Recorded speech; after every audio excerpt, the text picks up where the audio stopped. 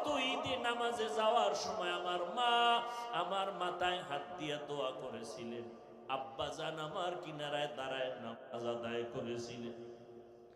আজ আমি যখন ঈদের নামাজে রওনা হয়ে আসছি, হঠাৎ মনে পড়ে গেল আজ আমার মাথায় কে হাত বুলাইয়া দোয়া করবে। আজ আমার মায়ের বিছানা খালি, আমার মা নাই, আমার বাবাই কই।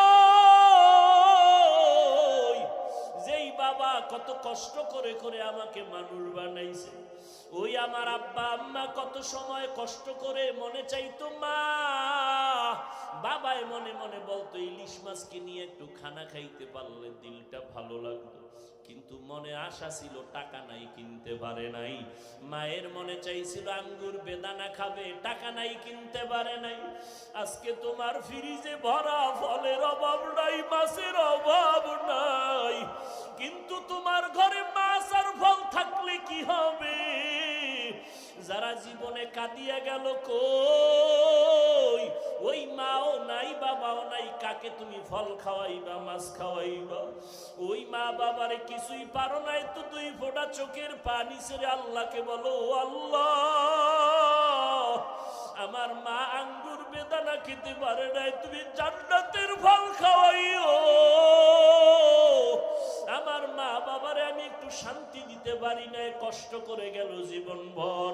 আমি এখন একটু কামাই রুজি করিয়া মা বাবারে খাওয়াবো, আমার টাকা পয়সা আছে, কিন্তু মা বাবারে পারলাম না।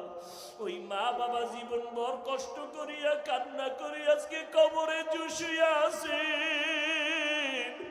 ও আল্লাহ, আমার মায় যদি আজকে বেঁচে থাকতেন, আমি টাকা দিয়া নতুন নতুন শাড়ি পরাইতাম, এসির রুমে ঘুম পাড়াইতাম। আমার বাবারে আমি কত এসিওয়ালা রুম দিয়ে আরাম দিতাম, কিন্তু আমার টাকা আছে, এসি আছে, কিন্তু মা নাই, বাবাও নাই। ও নিষ্ঠুর সন্তানেরা, এত নিষ্ঠুর কেন হইছ? এক ফোঁটা চোখের পানি ছেড়ে আমার মালিকের কান্না করে বলো, ও আল্লাহ আমার মা কবরে, বাবা কবরে, দেওয়ার মতো কিছু নাই, তুমি জান্নাতের বিছানাটা বিছাইয়া দিও। ওই মা বাবারে জান্নাত দাও, ওই মা বাবার বাধ্যগত সন্তান হইয়া দোয়া করার তৌফিক দাও।